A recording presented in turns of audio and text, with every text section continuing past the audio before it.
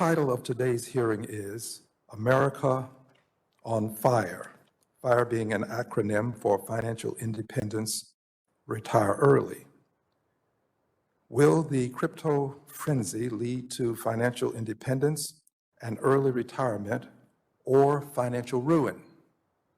Without objection, the chair is authorized to declare a recess of the subcommittee at any time. Without objection, members of the full committee not on this subcommittee are authorized to participate in today's hearing.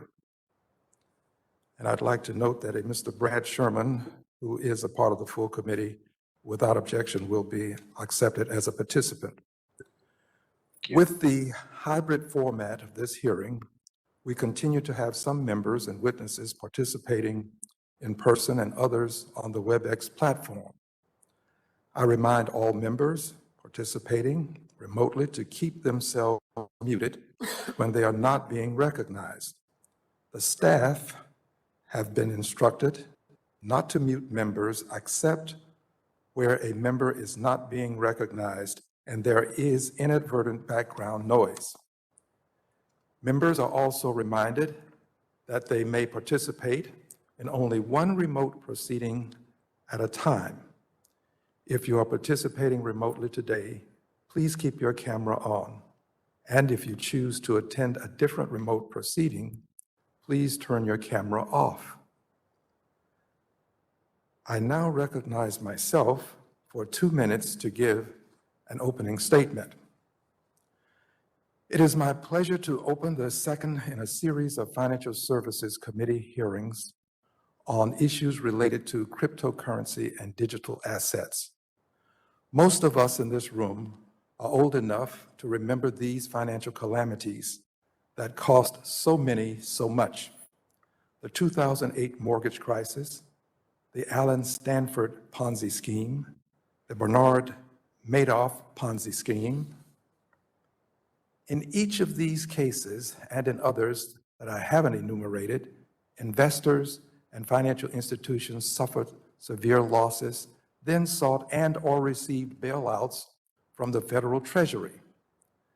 Their refrain seems to have been, keep the government out of my life until I lose money.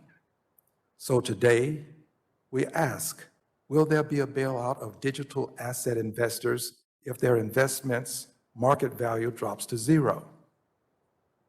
If we believe that such is not the role of the federal government, should there be an amount or form of reserves required to backstop digital securities should they fail?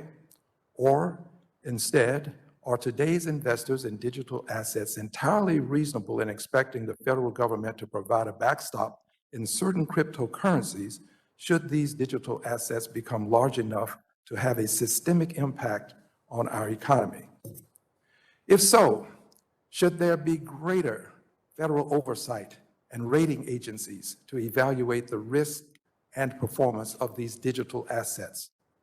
Today's hearing will consider the answers to these questions and assess the systemic risks to the economy, as well as the risk of loss to individual investors posed by recent periods of extreme volatility in crypto assets that are not backed by any form of tangible collateral.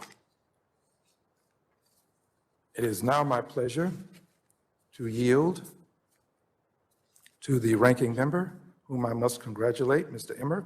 Congratulations on your